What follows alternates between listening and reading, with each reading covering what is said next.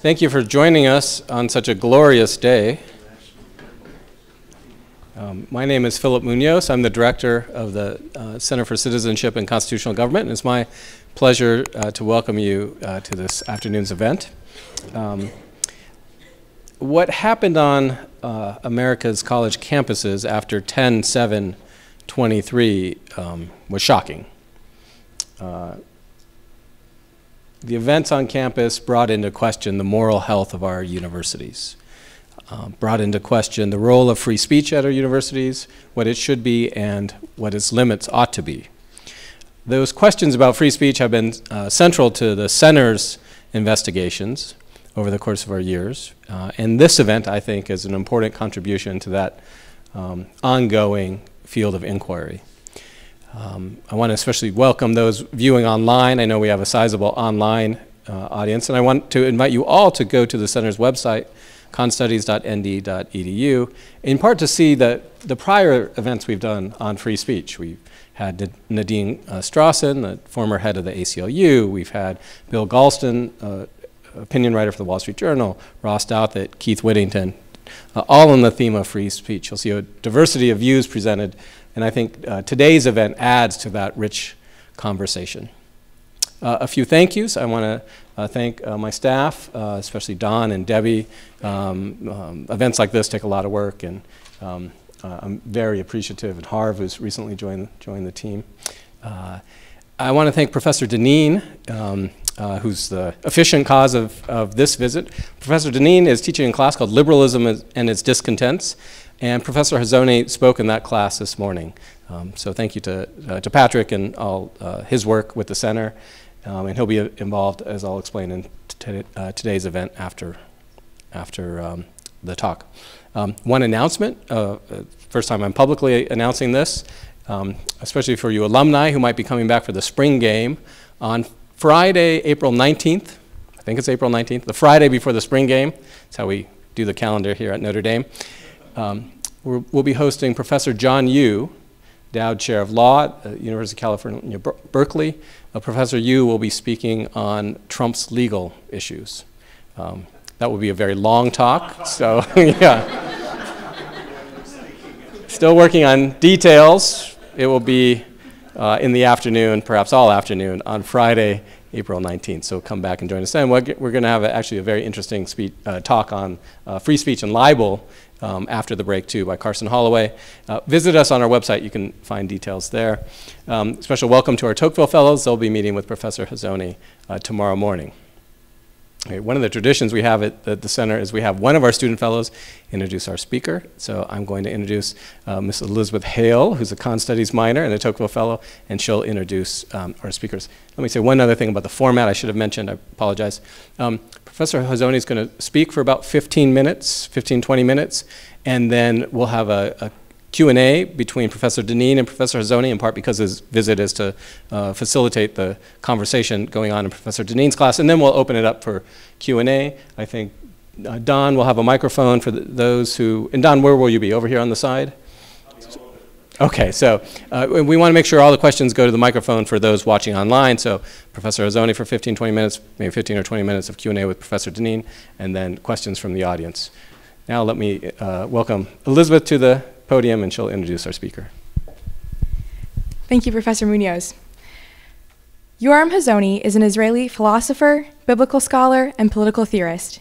He is the president of the Herzl Institute in Jerusalem and currently serves as chairman of the Edmund Burke Foundation. Dr. Hazony's many books include Conservatism, a Rediscovery, The Virtue of Nationalism, and The Philosophy of Hebrew Scripture. His writing has appeared in the Wall Street Journal, the New York Times, Fox News, CNN, NPR, The New Republic, National Review, First Things, and American Affairs, among other outlets. Earlier in his career, he founded and led the Shalom Center in Jerusalem, served as a member of the Israeli Council for Higher Education's Commission on General Studies and Liberal Arts Programs in Israel's universities and colleges, and was director of the John Templeton Foundation's project in Jewish philosophical theology. He earned a bachelor's in East Asian Studies from Princeton University and a Ph.D. in political theory from Rutgers University. While at Princeton, he founded Princeton's conservative student journal, the Princeton Tory, and served as its first editor. Moderating tonight's discussion is Patrick J. Deneen, Professor of Political Science and David A. Potenziani Memorial Chair of Constitutional Studies at the University of Notre Dame. Prior to joining the faculty of Notre Dame in 2012, Professor Deneen taught at Princeton University and Georgetown University, where he held the Marcos and Eleni Sakopoulos Kounalakis Chair in Hellenic Studies. From 2005 to 2007, he served as principal speechwriter and special assistant to the director of the U.S. Information Agency, Joseph Duffy. Thank you both for joining us tonight.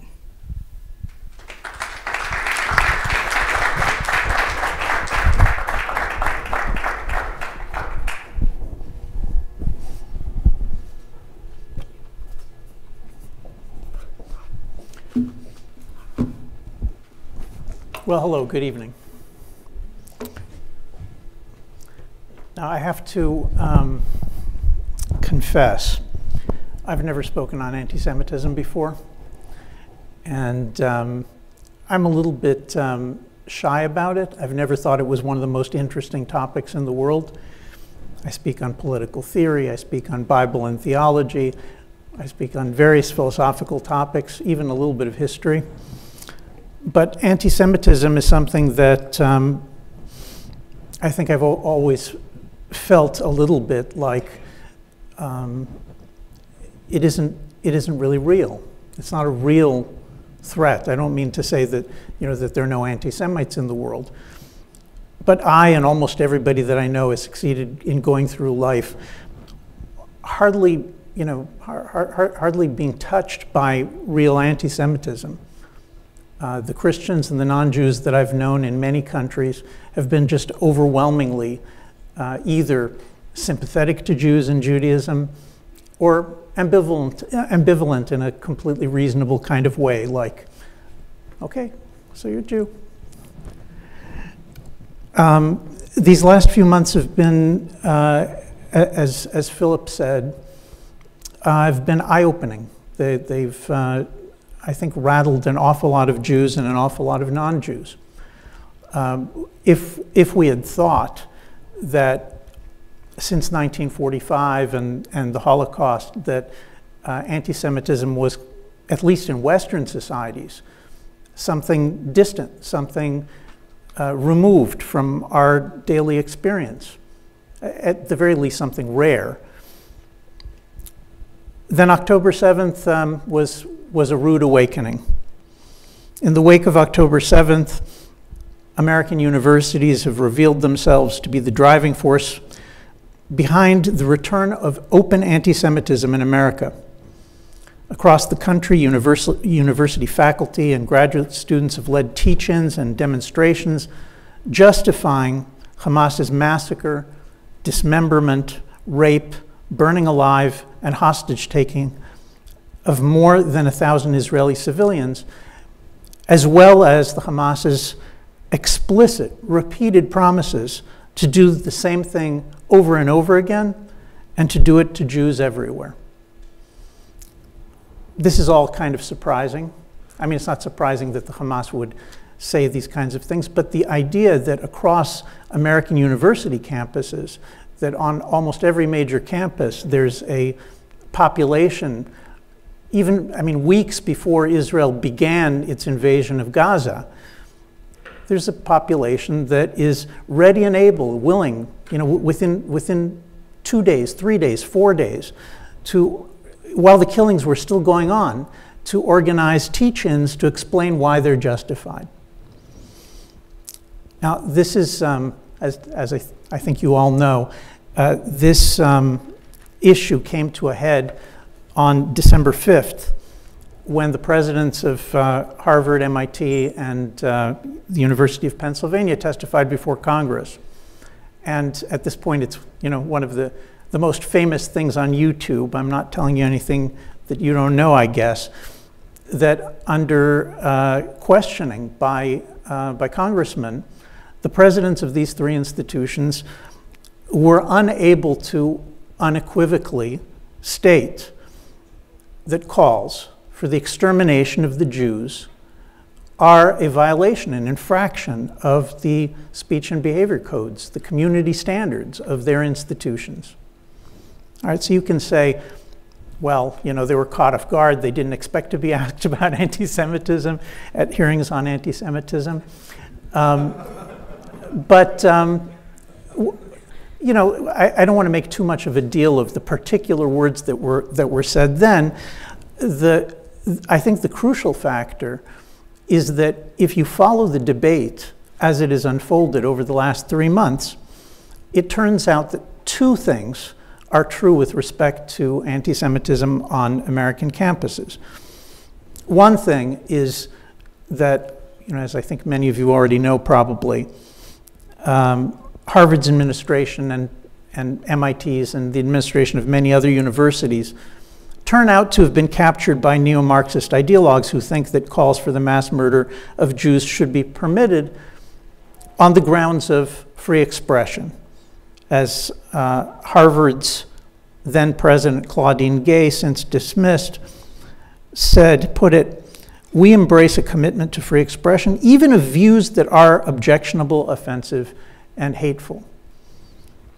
Okay, so that's a little bit surprising. But the surprises kept coming because it turns out that if you listen to what the opponents, the liberal and conservative opponents of this neo-Marxist claque at Harvard University and many other universities, if you listen to what they have to say, it turns out that they also, that many of these outspoken anti-Marxists, many of these are real friends of mine, I believe real friends also of the Jews, but many of them, it turns out, also believe that calling for the mass murder of Jews should be permitted on campus. So I'm going to pick on a couple of people out of a great many. For example, Jonathan Haidt, professor at New York University, is one of the best liberal critics of academia today. He's himself Jewish. And he said the following in the wake of this argument. University presidents, this is Haidt, university presidents, if you're not going to punish students for calling for the elimination of Israel or Israelis, it's okay with me, but only if you immediately dismantle the diversity, equity, and inclusion speech policing apparatus and the norms that you've created. Right? So notice that Haidt is completely fine with calls to kill millions of Jews as long as you revert to a condition in which it's also perfectly fine to call for the mass murder of blacks and gays.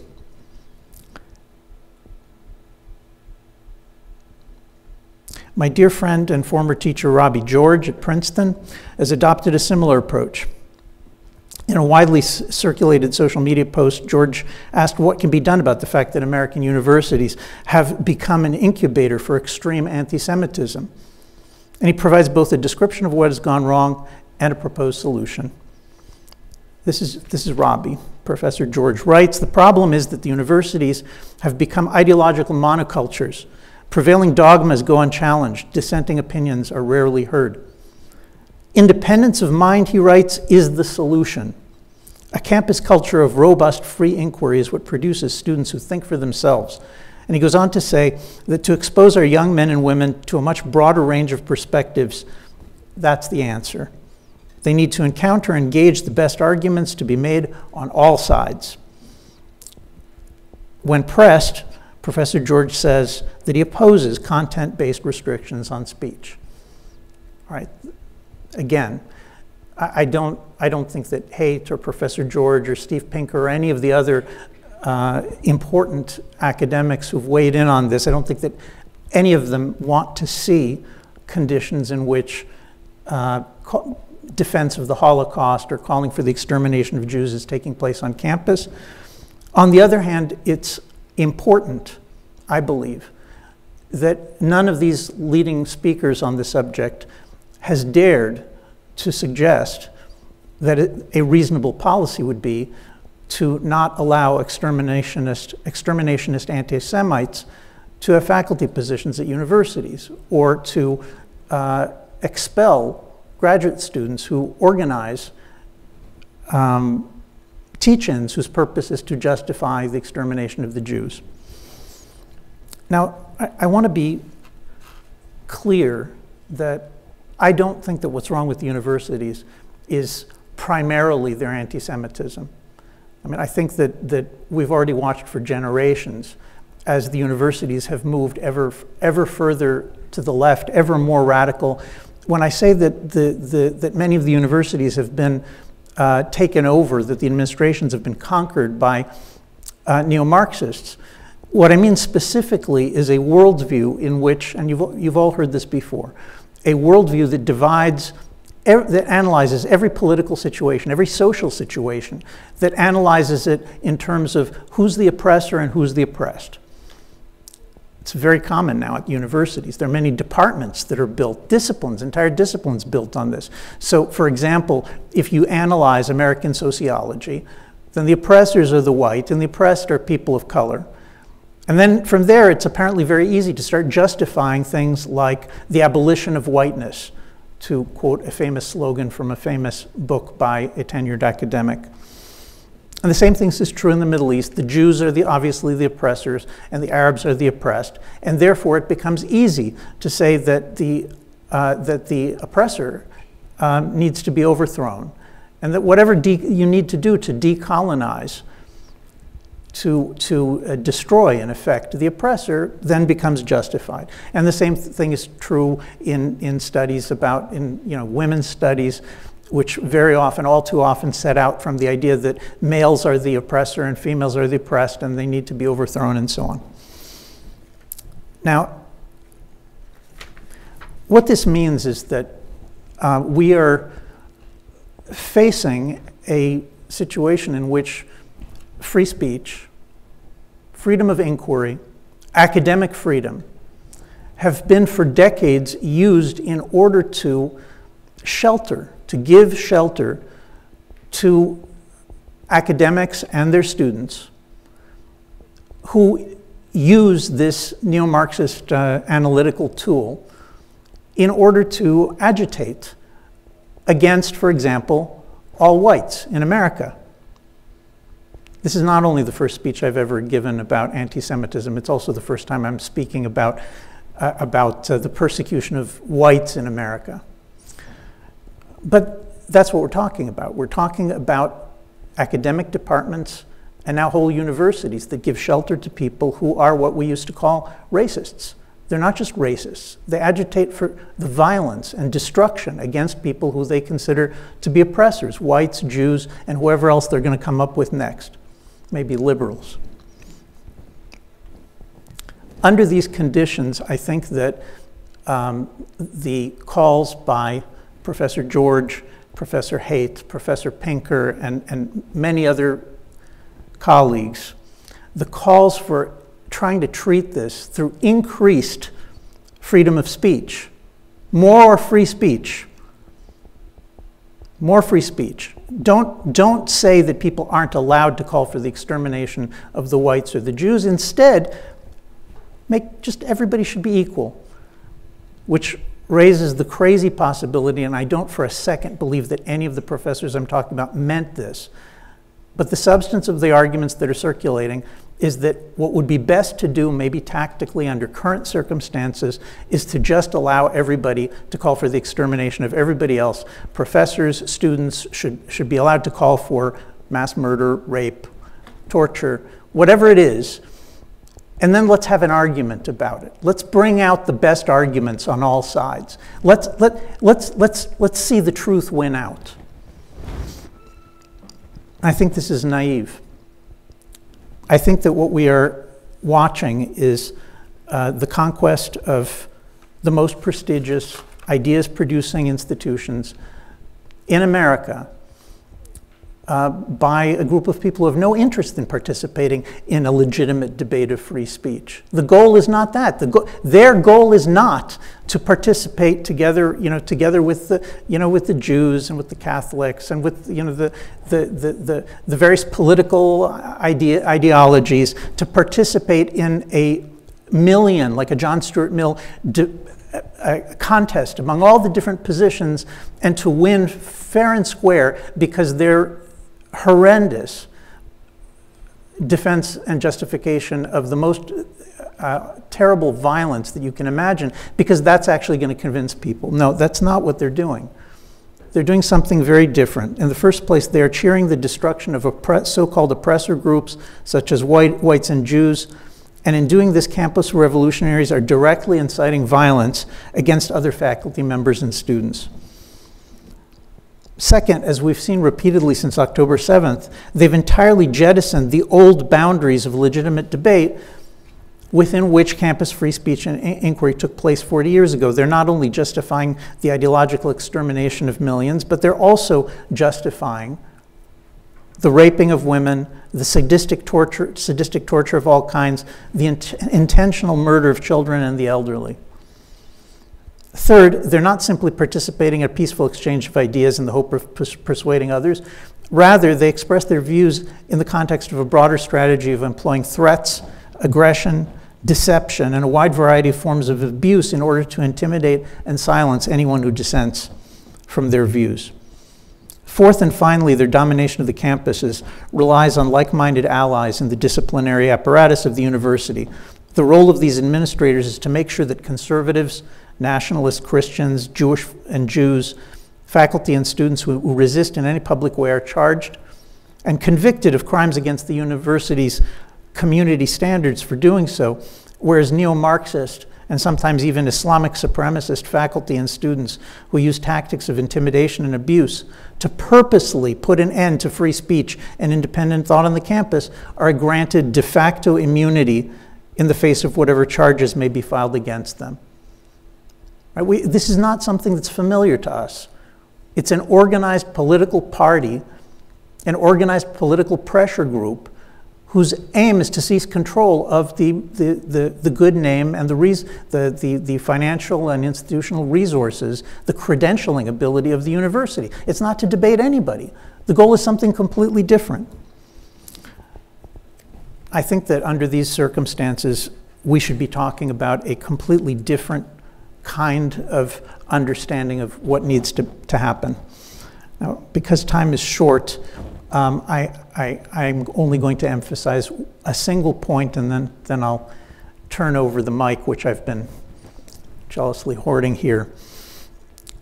I think that as an absolute minimum, threats of any kind against students or faculty need to be prescribed. I think that's obvious. I think everybody would agree. But in a free speech environment, right, in a domain, in a sphere of free speech, there are always boundaries. There always were boundaries, there always will be. There's no such thing as absolute free speech. And if I'm sitting across from, a Catholic friend or a liberal friend and we're debating, if they're honoring me and I'm honoring them, we can disagree about very important things.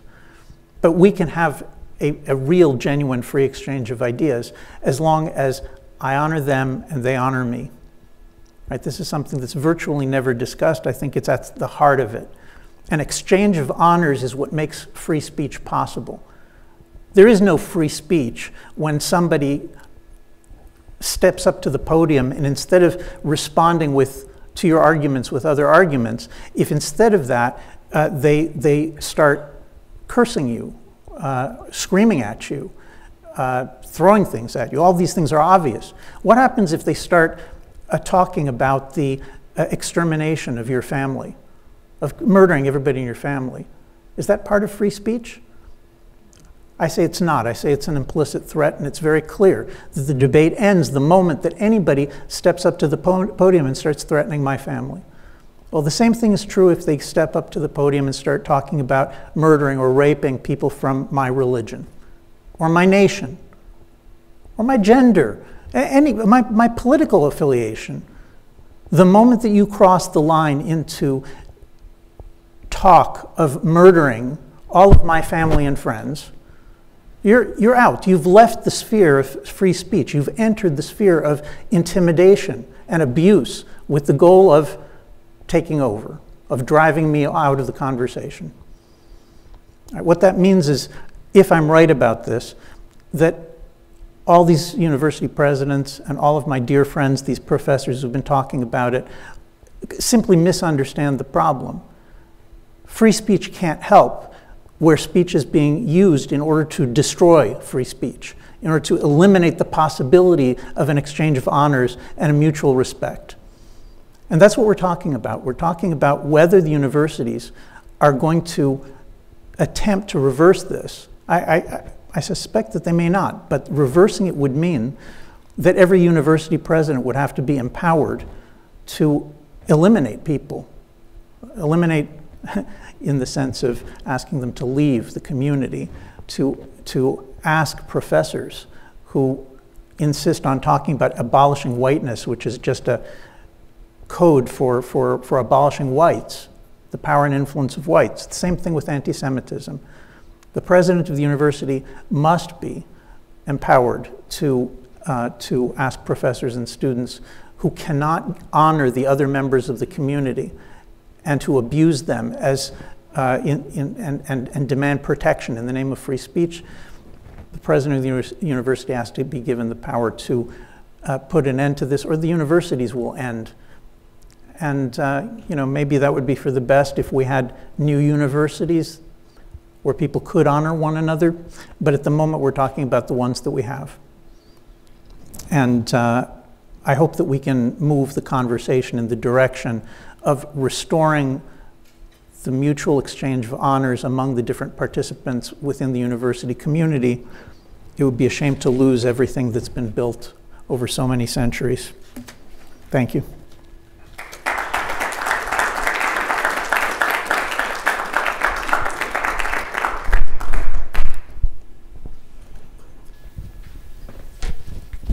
Okay, thank you, Professor Hazony, and thank you, Professor Dineen. As I mentioned before, Professor Hazony's visit in part is to facilitate the inquiry of Professor Dineen's class, and so we thought we'd give them a few minutes. I think Professor Dineen has some questions some of his students have asked to be asked, and some questions of his own. So Patrick, I'll turn it over to you. Great, thank you.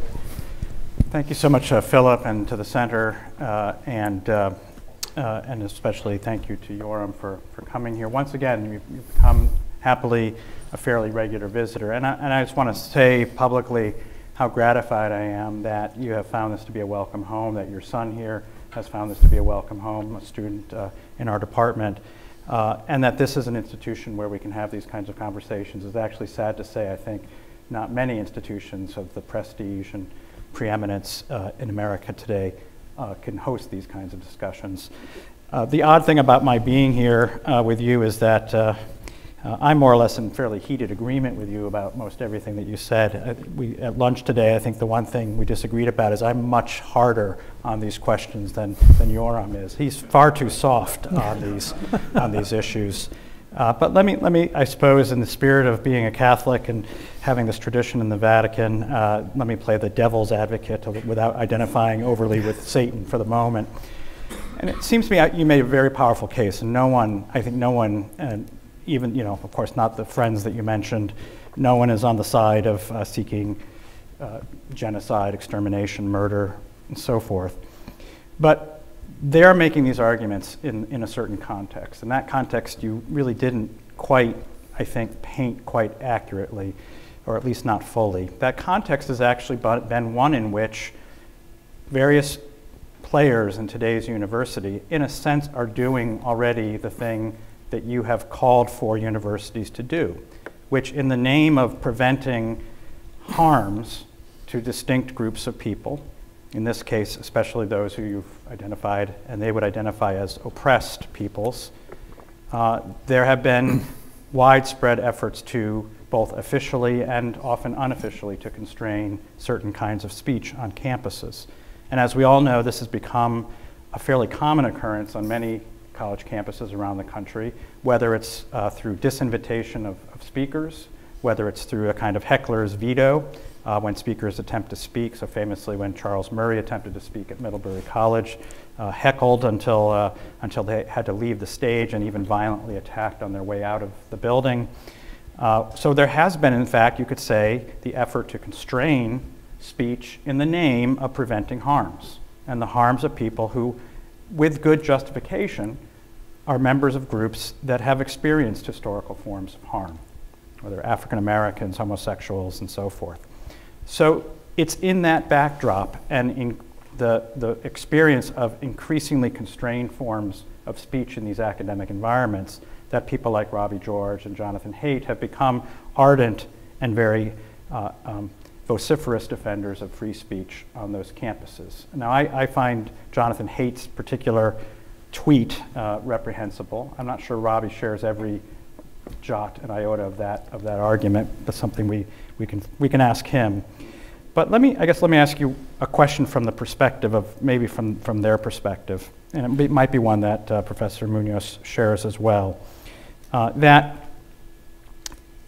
isn't in some ways the argument that you've made today simply a kind of extension of that regime?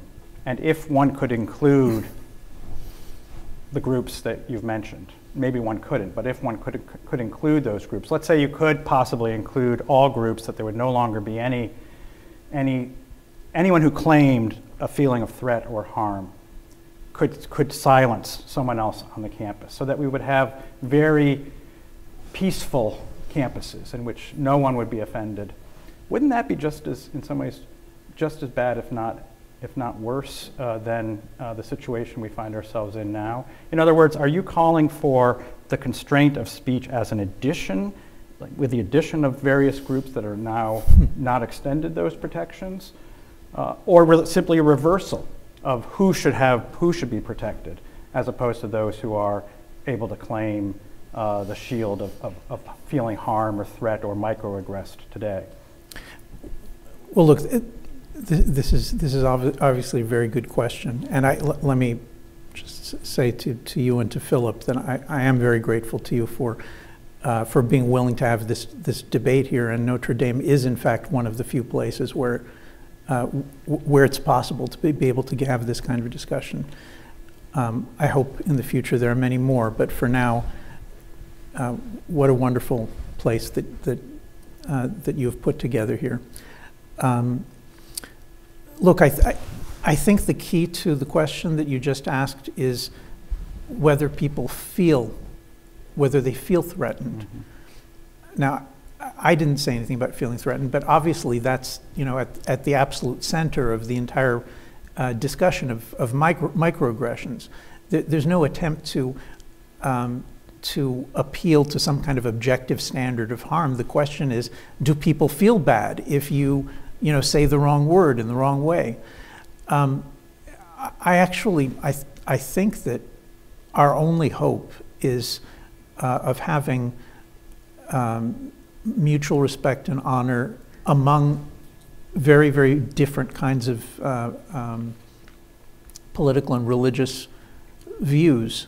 Our only hope of it is to try to transcend, whether someone feels insulted, and move to some kind of objective standard of what kind of thing our students, regardless of their views, what they should be taught to avoid as part of participating in a society in which we need to coexist with other people. Now, I'm almost tempted to say that that roughly the standard that we're looking for is something like the Ten Commandments. I mean, I don't know if that's exactly right, but if someone says, listen, I've thought about this carefully, and I think an appropriate thing to do would be to do something like the Holocaust or Stalin's liquidation of the kulaks or the murder of millions in Cambodia, but I think it should be directed against blacks or Protestants or whatever it is. I think that an objective line has been crossed. Now, it may be that in our society we can't agree on this because so many people think that the only real issue is it an oppressor group or an oppressed group? Well, it may be that simply destroys the possibility of dialogue across different kinds of groups, and there's no way to make peace with them. But if there's going to be some kind of peace, then I think it's to try to figure out what are the absolute minimal guidelines that respect the humanity of the person that I'm talking to. And that's not something that's up for grabs. You can't, I mean, the move that says, listen,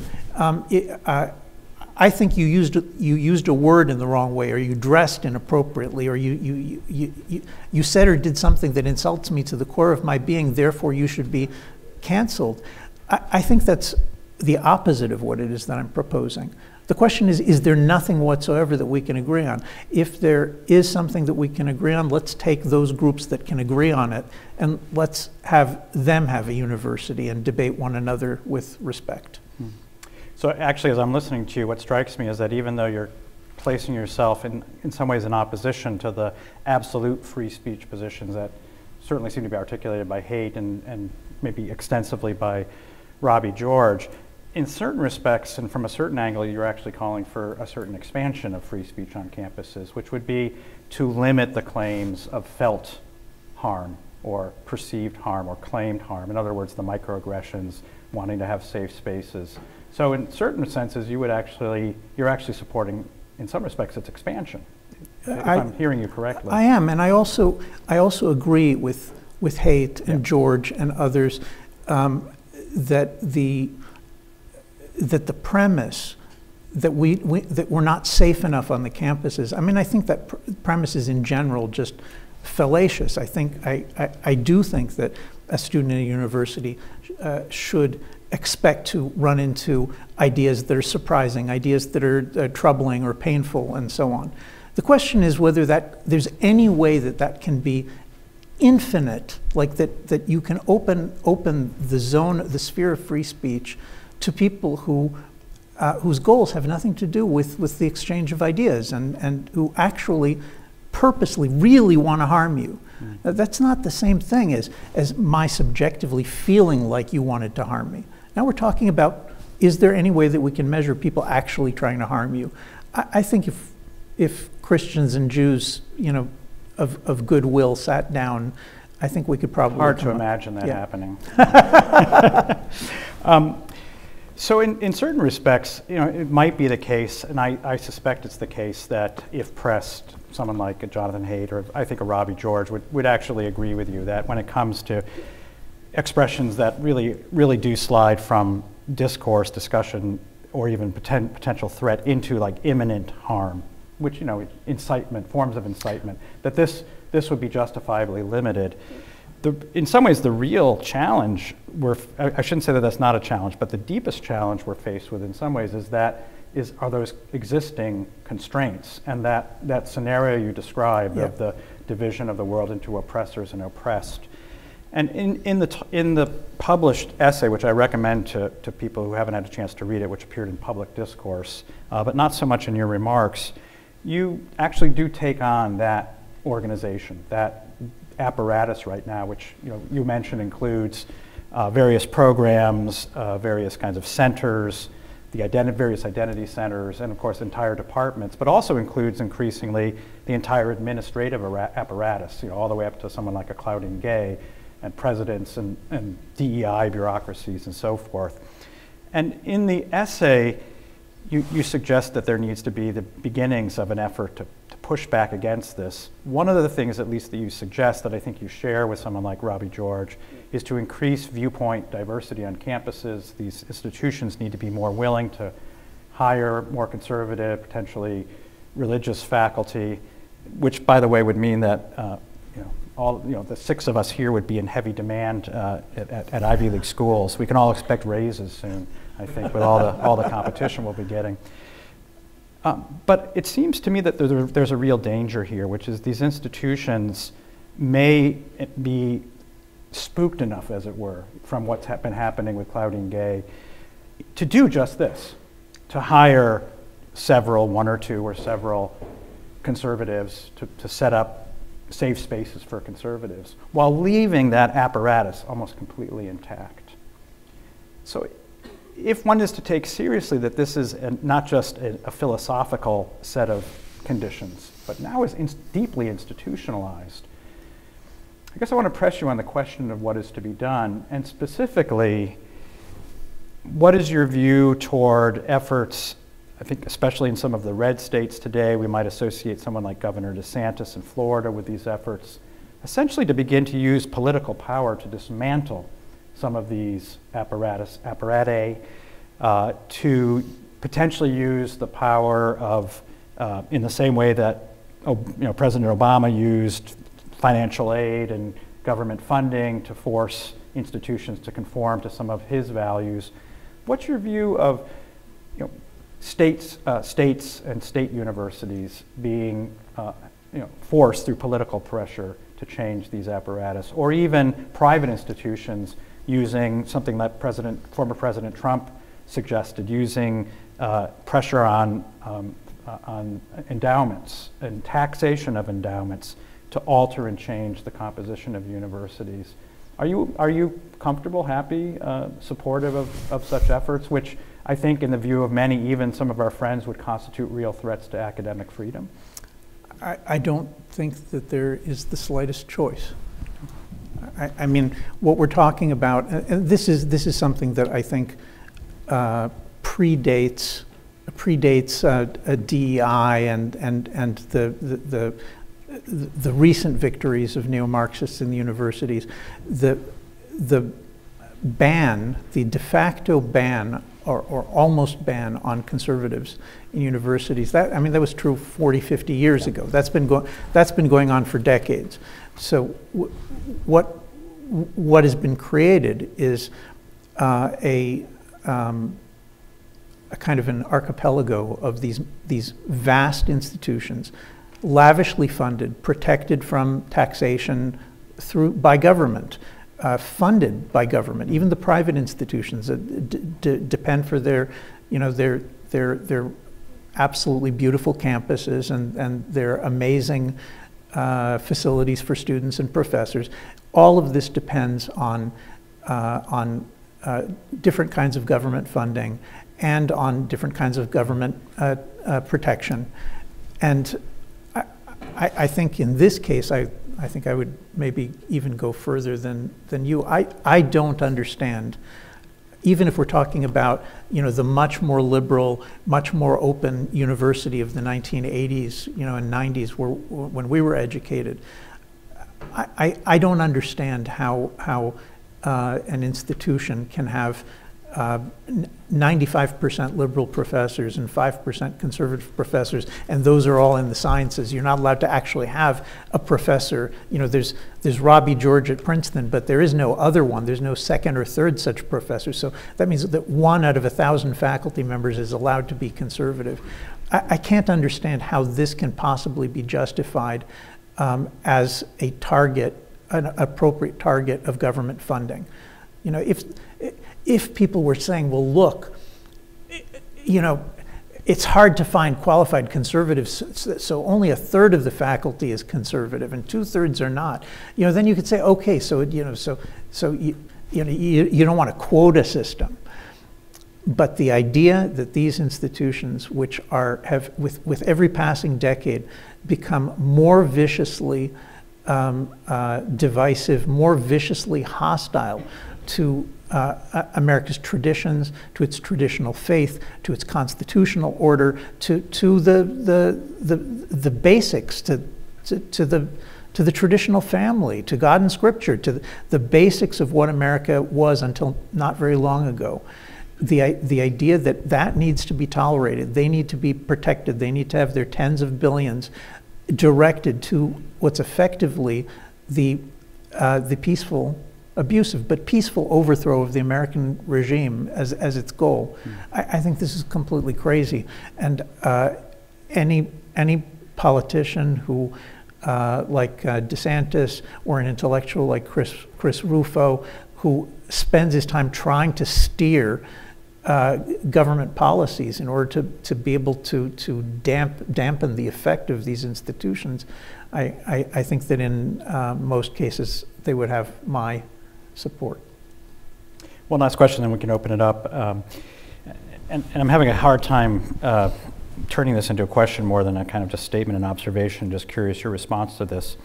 these questions of academic freedom are kind of ever present on this campus in a way and in a different way than they are on other campuses, in which it seems often to me, at least, it seems often to me that those people who feel especially beset upon in a given situation, on a given issue, will be the first to claim academic freedom without necessarily even meaning it, or maybe not meaning it as fully as they intend.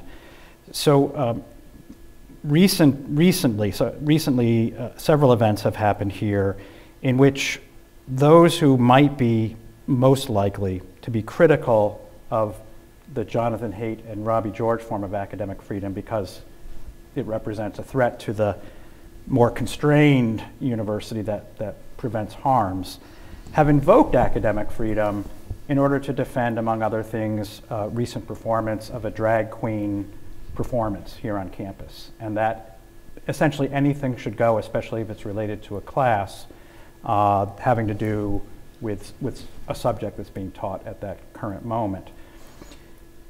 It seems to me that your argument is in some ways an antidote to the arguments or claims of academic freedom that will drift depending on the situation.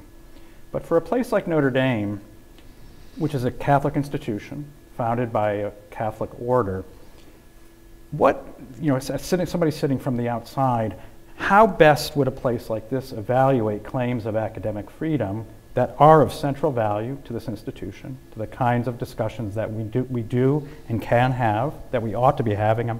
The class that's been mentioned, I'm teaching Foucault and Nietzsche, among others, but which also are respectful, deeply respectful of the institution's mission, that don't seek to undermine it, and that in their various ways, even in a domain and realm of freedom, can actually at some level advance that.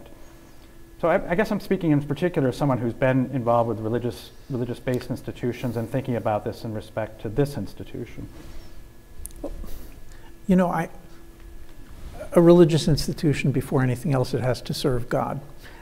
I'm not sure we can say that about non-religious universities anymore, but having said that, I think the problem is actually very similar in religious institutions like Notre Dame or Yeshiva University. The problem is very, very similar to what it is in more general institutions, because in every educational institution, this is true of universities, it's also true of every other kind of school. Every educational institution, in order to function as an educational institution, it has to have a certain structure.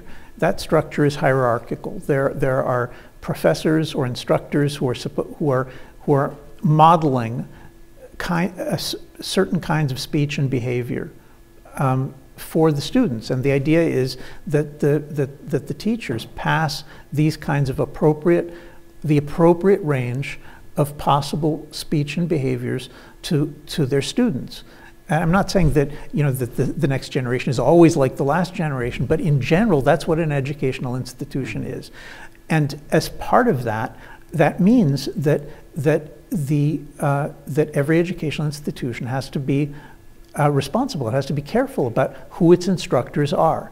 So you could have a Catholic institution which is very careful to make sure that all the instructors are exemplary Catholics. You could also have a Catholic institution which says, you know what, for the kind of education that we want to have here, we'd also like to be able to host Protestants and Jews and Muslims and other Hindus and others. Mm-hmm. And you can imagine that as well. What you can't imagine is a Catholic institution which is conscious of its responsibility as a Catholic university, a Catholic educational institution, which is not constantly selecting and balancing among the different subjects and among the different instructors in such ways to maximize the appropriateness of the environment, of the teaching, of the education to Catholics. If you're not doing that, then I honestly don't know what it is you're doing. You're making money with the hedge fund. Very good. Let me just turn things over to. Okay, thank you, Professor Janine and Professor Hazony. We always privilege our students here. So if we have any student questions, Don here with the microphone. And let me emphasize, we're looking for questions primarily. Okay, students? Okay, please. And stand up, give us your name and where you're at Notre Dame. Sweet. Thank you. Hello, I'm Josh. I'm a freshman. And first of all, thank you for coming. I'm sure I know I did, and everyone else here probably like really appreciated your remarks today. I just have a question though, when it comes to the idea of like certain types of speech being allowed. I understand, I'm in complete agreement with the fact that like advocating for genocide blatantly and advocating for violence against a group of people is reprehensible, and that there should always be backlash to that. I'm just wondering though, does that go both ways if you have academics who are unequivocally calling for the destruction of Palestinian people, or politicians like Netanyahu who kind of paint them as collateral damage in this invasion, as you called it? Sure. Look, I'm very much aware that that the moment that you say, you know, what I'm saying, which is that I just don't think educational institutions should allow for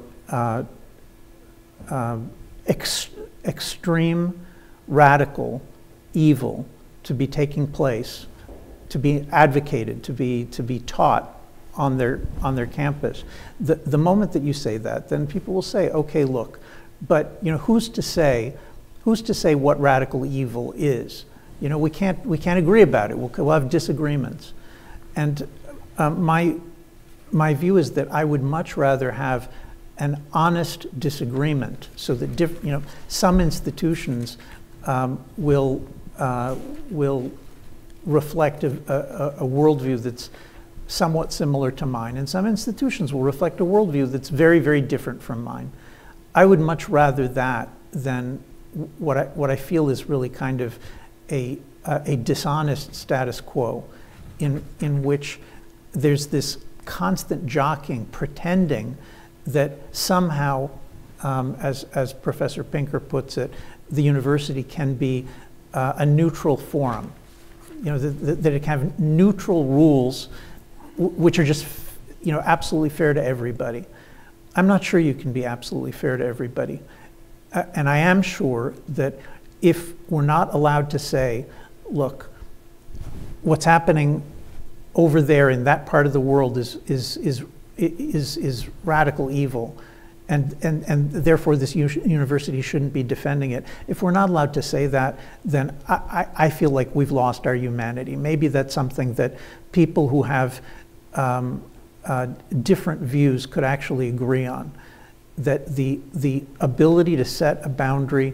I'll share with you that when I was at university, I was first on the debate team and then a debate coach. This is a very, very long time ago.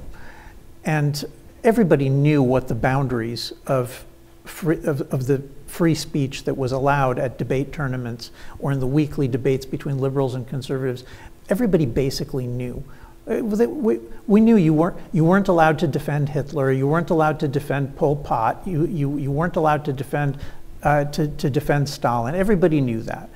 And then there were other examples that we taught the debaters. You're not allowed to defend rape. You're not allowed to defend sadistic torture. You're not allowed to defend killing and abusing innocents. These are things that everybody knew, everybody understood. And if you were in a debate, a formal debate or a classroom setting, and somebody started to veer into, like, you know, they were joking or I don't know what, they started to defend raping women or something, then the people listening would just, first they would kind of shudder, and then they start going, they start making these, like, what are you doing noises, and then they'd start booing. I mean, the audience would simply shut it down. Now, I think that's very, very different from what we see on the campuses today, because there was nothing like a professor leading a group of students with a bullhorn in hand to a lecture in order to shout down the lecture because he or she disagreed with the lecture. There was nothing like that. It was a much more polite and humane age, and we had severe disagreements about all sorts of things, but the line that we're talking about, the line in which a speaker starts to call for the murder of the family members or the nationality or the religion of the people that, that he's debating with or talking to, that didn't happen. Nobody thought that that was a normal thing to do. So, okay, so now we live in a different world. The good old days are gone. And I think we're in much better shape if we can't agree on simple things like the purposive, the intentional extermination of a nation or a religion is not identical to the harms that happen in war. If we can't agree to that, so let's just not agree. Let's say, if your views can conquer this institution, fine. So you just won't have many Jews here anymore. And the same thing the other way around. I don't like that answer. But if that's where we are, I would rather be honest and realistic than to continue this hypocritical pretending that we can be neutral when we're not. To be clear, I mean, your principles are universal in this sense of wanting, I mean, to use your examples of rape or torture, you would say no group, anyone who advocates for the rape or torture of any group, right? Regardless of that's my view. But what was your name? Josh. But Josh's question is, in today's environment, it's the most reasonable question. So okay, so Yoram, you say that exterminationist calls for killing all white people or all or all black people, or raping white people, or raping black people. All of it should be banned. But what happens when somebody comes and says, you yourself, your sons serve in the Israel Defense Forces. What they're doing in Gaza is exterminationist genocide. So any Jew who stands up and speaks in defense of the war in Gaza, so he's actually calling for extermination. What are you going to do about that? Well, look, I understand that there are such people, and this is simply, the question of how to apply this principle is something that's simply going to have to be worked out. We're going to have to discuss it, and that means sometimes the views that I believe are reasonable and moral are going to lose. But I would much rather there being an open debate about how to apply these objective principles than have what we have now, which is an amoral chaos. Other student questions, yeah, please. And stand up and tell us who you are. Thank you very much. My name is Will Granis. My question for you is, I agree with you that we don't need to necessarily pretend to not be able to distinguish between different types of speech. But empirically, Harvard and UPenn are at the bottom of the Foundation for Individual Rights and Expression. I think they just changed their name. They're at the bottom of the rankings. Schools like UChicago or other schools like Michigan Technological University is #1 on the list for free speech. Schools that seem to have a much better culture of free speech also don't seem to have quite the same problem with people calling for the extermination of Jews.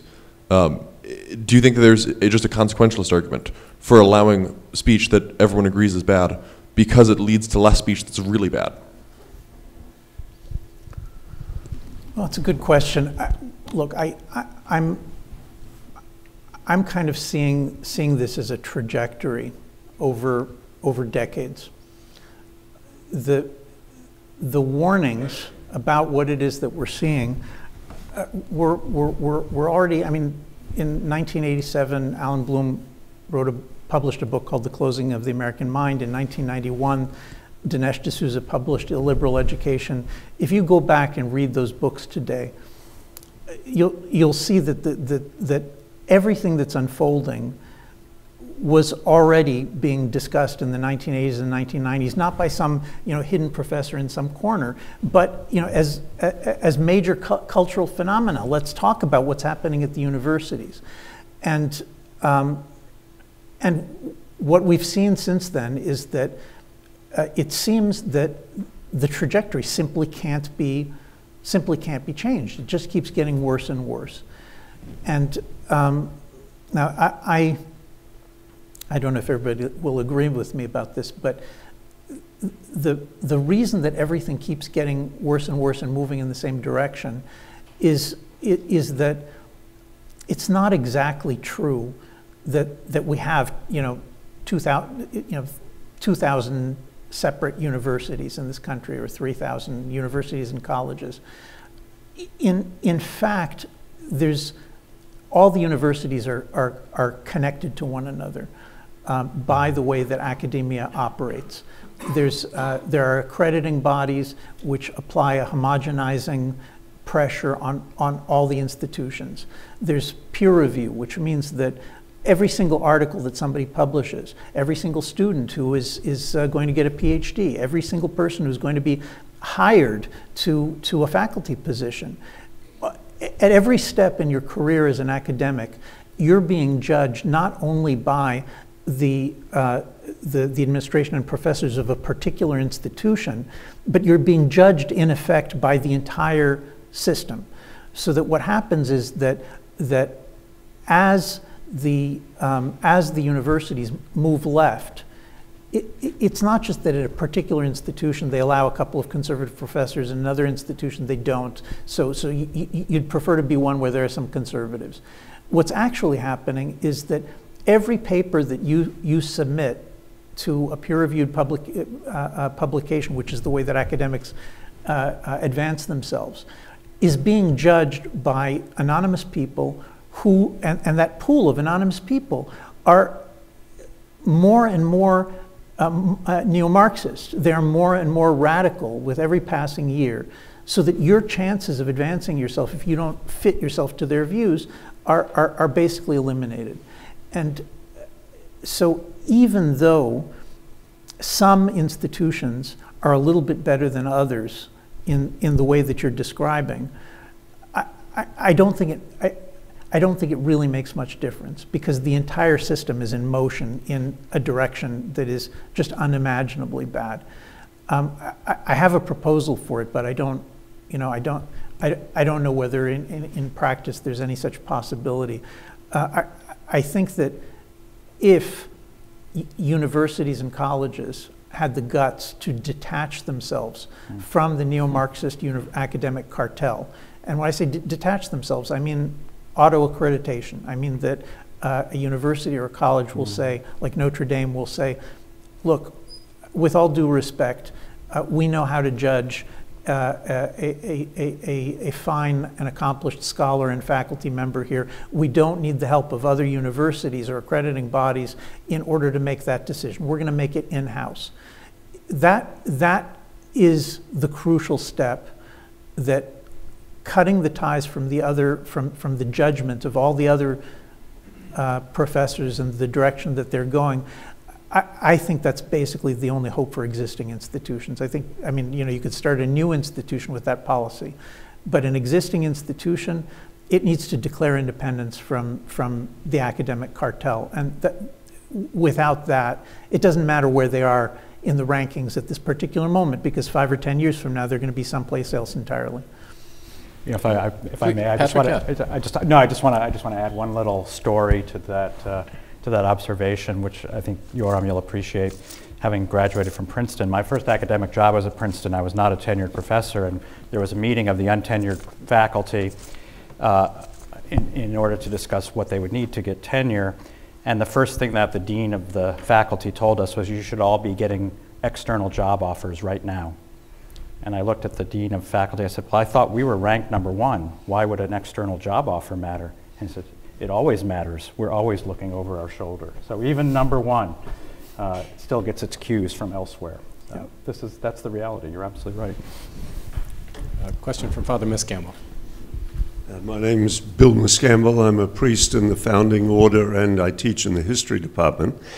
And I'm curious what you think the impact of October the 7th and subsequent events have been within the Jewish intellectual community in the United States. I know it's a complex community, but how far would the view that you have expressed extend in that community, which is a very influential community in higher education, and they could play a significant part if they're waking up the way that you say those events certainly have stirred this thinking in you?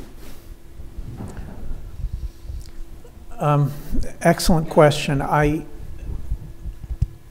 I think the first thing to say on this point is that the feeling that there is a coming divorce between the American Jewish community, and when I say the American Jewish community, I'm talking about a community that is overwhelmingly liberal and non-traditional and non-observant.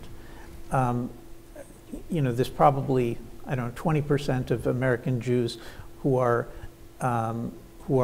Orthodox in practice. They vote overwhelmingly to the political right. That's kind of a different. It's a different question. It's a different story. But the mainstream Jewish community, which is in many respects very much tied up with a self-conception that's connected to, do our kids get into the top universities and so on. I don't think Jews are different from other Americans in that, but it's certainly extremely present and familiar.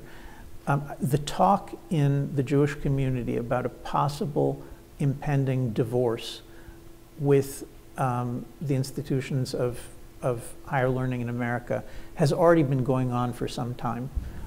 We have a very fine magazine called Tablet, which is not orthodox, and it's not the right. And in the last couple of years, they've begun to publish essays about the disappearance of Jews from Harvard. Now, partly this is a reflection of just the racial affirmative action regime that most Jews appear to be white, and so they don't make it in under affirmative action. But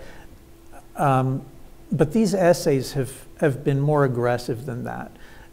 They've been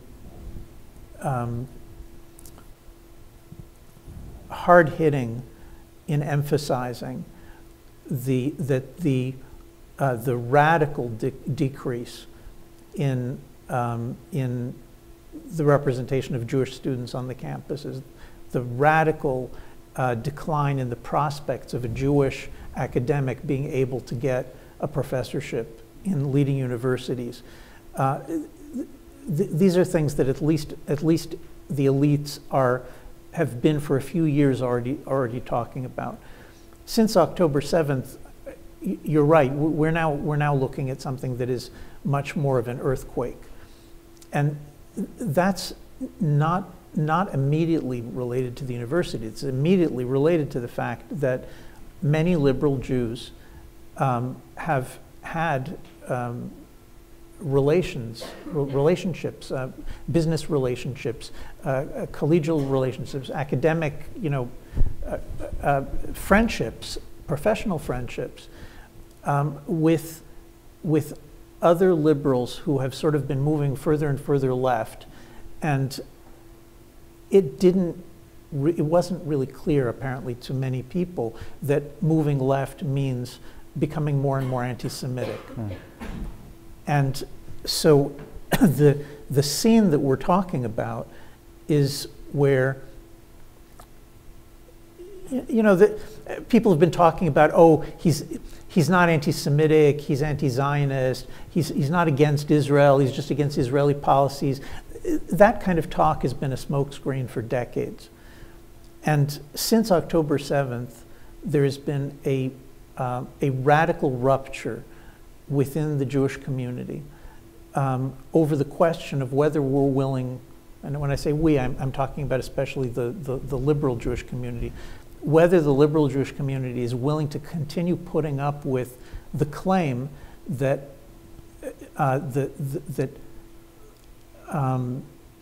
unrestrained hatred is justified if the term you're using is anti-Zionist instead of anti-Jewish, anti-Semitic. For decades, people have thought that there was a distinction. I think the easiest way to understand what happened in the last 3 months is that people woke up, saw what was happening, realized that we're not talking about the question of whether Israeli military policy is justified. We're talking about the question of whether thousands of civilians, unarmed people, old people, young people in their homes who were